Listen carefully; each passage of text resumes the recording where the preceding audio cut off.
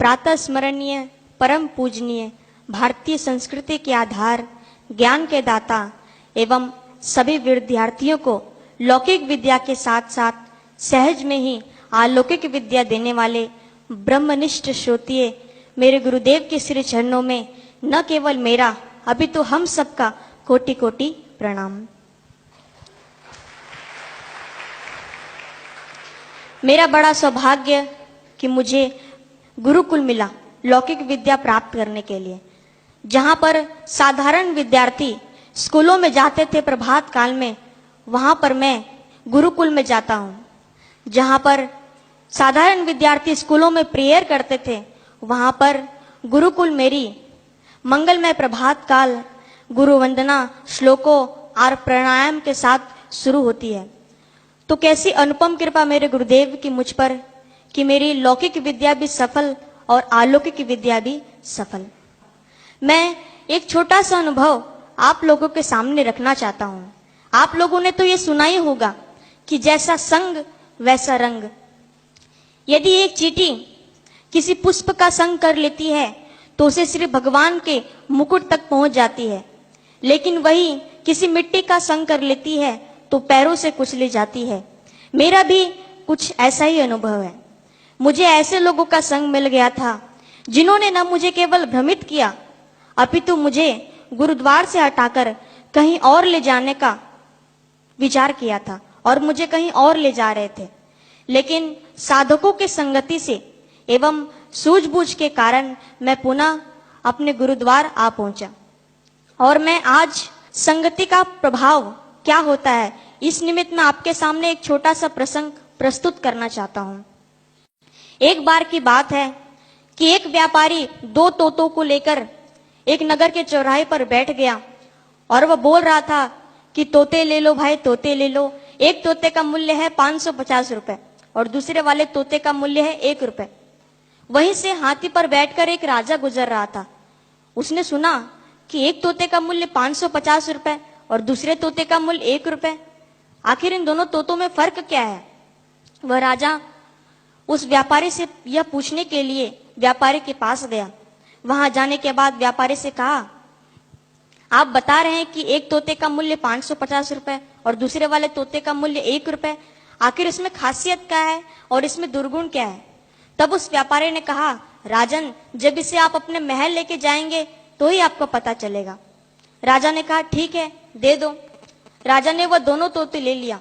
उसके पश्चात वह अपने महल चले गए। वहां पे जाने के बाद अपने सेवक को बोला कि आज जो पहले वाला तोता है, 550 रुपए वाला जो तोता है, वो मेरे पलंग के नीचे रख देना।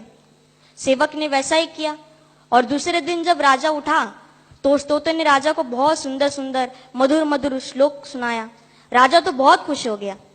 लेकिन दूसरे दिन राजा अपने सेवक को कहा कि आज जो दूसरा वाला तोता है, जो 1 रुपए वाला तोता है, वो मेरे पलंग के नीचे रख देना। सेवक ने वैसा ही किया। लेकिन जब दूसरे दिन राजा उठा तो उस तोते ने राजा को बहुत गंदी गंदी गालियां सुनाई।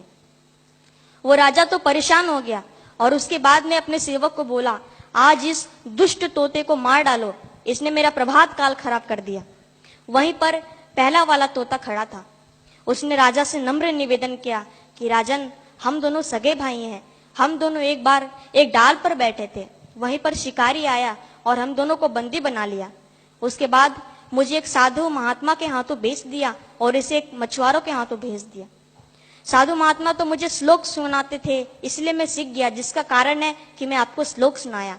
लेकिन ये मछुआरों के हाथों लगा तो वो आपस में गाली गलौज करते थे, इसीलिए इसका स्वभाव भी गाली गलौज का बन गया है। वास्तव में तो इस बेचारे का कोई दोषी नहीं है।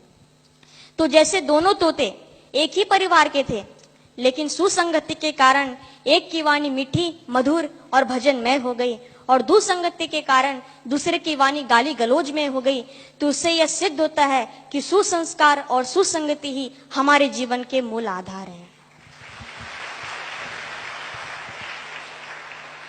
एक तोता, एक पक्षी संग में प्रभावित हो जाती है तो भला मनुष्य कैसे नहीं होगा? और ये साधकों का संग ही है जो आप लोग यहाँ पर आए हैं। अन्यथा यदि साधकों का संग नहीं मिलता तो निग्रह व्यक्ति आप लोगों को पिकनिक मनाने के लिए लौकिक स्थानों पर शायद ले गए होते। यूं तो सागर का एक बूंद सूर्य नारायण के तपन से बादल बन जाता है और वही वर्षा बन के बरसता है। ऐसे ही जब मनुष्य संतों के संग, सदगुरु के संग में आता है तो सदगुरु उसे जीव से ब्रह्म बना देते हैं। लेकिन वह दुसंगति के कारण जब वह कुसंग को प्राप्त होता है तो वह माताओं के गर्भ में पुनः उसे आना पड़ता है। तो मैं अंत में इतना ही कहूंगा अपने गुरु भाइयों, अपने गुरु बहनों से कि आप अपनी संगति का विशेष ध्यान रखें। जैसे पारसमणि लोहे को स्वर्ण बना देता है, वैसे ही दुर्भाग्यवश नींबू का संग दूध को फाड़ देता है। तो इससे यह सिद्ध होता है कि एक पारसमणि लोहे को स्वर्ण बना देता है, ऐसे ही मेरे प्यारे सदगुरु जीव को ब्रह्म बना देते हैं।